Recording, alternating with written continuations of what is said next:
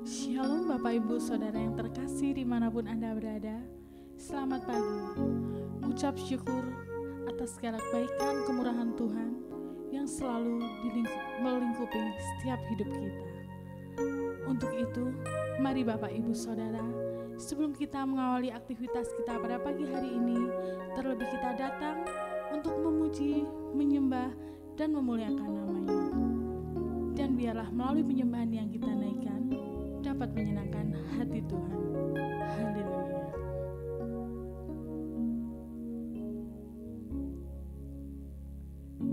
Seperti rusa yang haus, rindu aliran sungai-Mu.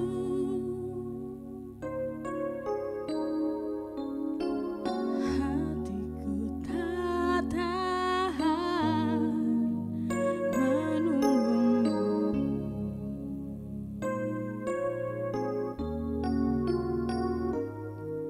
Bagai padang gersang menanti datangnya hujan,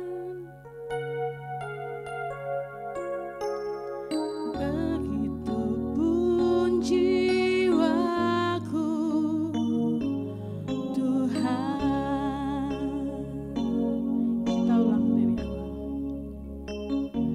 Seperti rusa yang haus, rindu aliran sungai-Mu.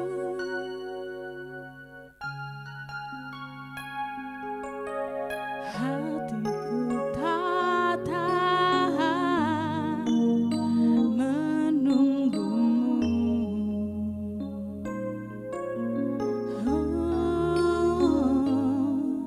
Bagai padang gersang menanti datangnya hujan,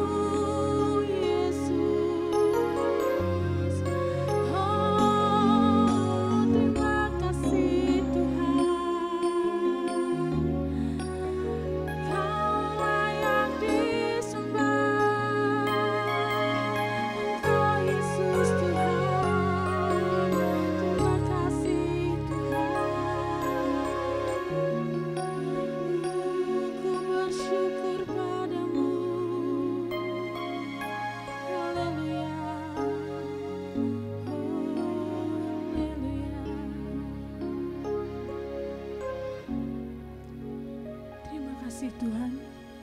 Terima kasih kami sudah memuji Engkau. Kiranya melalui pujian yang kita naikkan, berkenan di hadapan-Mu dan dapat menyenangkan hati-Mu Bapa. Terima kasih Bapa atas segala kebaikan-Mu, kemurahan-Mu, kasih setia-Mu yang selalu Engkau limpahkan bagi setiap hidup kami. Terima kasih Bapa di surga. Sebentar kami akan mendengar kebenaran sabda-Mu Bapa. Kami yakin Kau sudah memberi telinga bagi kami setiap murid-Mu untuk mendengar akan kebenaran sabda-Mu. Dan Engkau urapi hamba-Mu yang akan menyampaikan, dan biarlah hanya nama-Mu yang dimuliakan. Terima kasih Bapa di surga. Kami sudah berdoa dan mengucap syukur. Haleluya. Amin. Shalom Bapak Ibu Saudara terkasih dalam Tuhan Yesus Kristus. Kembali berjumpa dengan saya di dalam sesi ibadah doa pagi secara online. Tetap di bulan Mei dengan tema khotbah adalah restorasi hidup dipimpin oleh Roh Kudus. Pagi hari ini saya rindu untuk menyampaikan tentang baptisan Roh Kudus. Ya, Alkitab mencatat ada 2 jenis baptisan. Yang pertama adalah baptisan air sebagai tanda pertobatan. Ketika seseorang menerima Yesus Kristus sebagai Tuhan dan Juru Selamat, memberi dirinya untuk dibaptis air dengan cara ditenggelamkan. Dan baptisan yang kedua adalah baptisan Roh Kudus. Ya, kita akan sama-sama buka kebenaran firman Tuhan di dalam Matius pasal yang ketiga, ayat yang ke-11. Injil Matius pasal yang ketiga, ayat yang ke-11. Akan saya bacakan bagi Bapak Ibu Saudara. Aku membaptis kamu dengan air sebagai tanda pertobatan. Tetapi Ia yang akan datang kemudian daripadaku, lebih berkuasa daripadaku, dan aku tidak layak melepas kasutnya. Ia akan membaptis kamu dengan Roh Kudus dan dengan api. Ya, jelas firman Tuhan katakan bahwa Yohanes Pembaptis berkata, aku membaptis engkau dengan air, tetapi Ia yang akan datang di mana aku membuka tali kasutnya pun aku tidak layak. Ia akan membaptis engkau dengan Roh Kudus. Tentu saja yang dimaksud adalah Tuhan Yesus Kristus. Apa perbedaan antara baptisan air dengan baptisan Roh Kudus? Ketika seseorang dibaptiskan dengan air, itu sebagai tanda pertobatan. Dia telah menerima Yesus Kristus sebagai Tuhan dan Juru Selamat, maka dia dibaptis dengan air, dengan cara ditenggelamkan di dalam air. Sedangkan baptisan Roh Kudus adalah kita ditenggelamkan di dalam Roh Kudus. Kita dipenuhi dengan Roh Kudus. Kalau baptisan air yang membaptis adalah seorang hamba Tuhan, seorang pendeta. Tetapi baptisan Roh Kudus yang membaptis adalah Tuhan Yesus sendiri. Nah, apa tandanya ketika seseorang dibaptis dengan air? Jelas, tandanya dia akan basah. Ya. Sedangkan tanda dari seseorang ketika dia dibaptis dengan Roh Kudus, tanda awal salah satunya adalah berbahasa roh. Mungkin orang itu juga mengalami rebah di dalam roh. Mungkin badannya bergetar. Ada yang menangis, ada yang tertawa di dalam roh. Ya, macam-macam. Tetapi ada satu tanda yang bisa dilihat dengan kasat mata. Kita akan buka kebenaran firman Tuhan di dalam Kisah Para Rasul pasal 8 ayat 17 sampai dengan ayat yang ke-18. Kisah Para Rasul pasal 8 ayat 17 sampai dengan ayat yang ke-18. Demikian bunyi firman Tuhan. Kemudian keduanya menumpangkan tangan di atas mereka. Lalu mereka menerima Roh Kudus. Ketika Simon melihat bahwa pemberian Roh Kudus terjadi oleh karena rasul-rasul itu menumpangkan tangannya, ia menawarkan uang kepada mereka. Jadi pada waktu para rasul menumpangkan tangan atas jemaat Tuhan dan mereka menerima Roh Kudus, dan Simon bisa melihat hal itu terjadi dengan mata jasmaninya. Ya, kita lihat ayat 18. Ketika Simon melihat, saudara garis bawahi, bahwa pemberian Roh Kudus terjadi oleh karena rasul-rasul itu menumpangkan tangannya, ia menawarkan uang kepada mereka. Jadi jelas bahwa Simon sang penyihir itu bisa melihat ketika para rasul itu menumpangkan tangan agar jemaat Tuhan menerima baptisan Roh Kudus, maka Simon bisa melihat ada tanda yang jelas yang bisa dilihat secara kasat mata, secara mata jasmani. Ya, entah itu menangis, entah itu berbahasa roh atau bernubuat, entah itu rebah di dalam roh, entah itu badannya bisa bergetar, entah itu bisa holy laughter, ya. Itu salah satu tanda orang menerima baptisan Roh Kudus. Lalu yang selanjutnya, apa fungsinya kita menerima baptisan Roh Kudus? Ya, kita akan buka di dalam Kisah Para Rasul pasal 1 ayat yang ke-8. Kisah Para Rasul pasal 1 ayat yang ke-8. Saya akan bacakan bagi Bapak Ibu Saudara semuanya. Tetapi kamu akan menerima kuasa kalau Roh Kudus turun ke atas kamu. Dan kamu akan menjadi saksiku di Yerusalem dan di seluruh Yudea dan Samaria dan sampai ke ujung bumi. Ya, jelas firman Tuhan katakan kamu akan menerima kuasa kalau Roh Kudus turun ke atas kamu. Fungsi yang pertama kita menerima baptisan Roh Kudus. Fungsi pertama kita menerima kepenuhan Roh Kudus agar kita dilengkapi dengan kuasa dari tempat yang maha tinggi.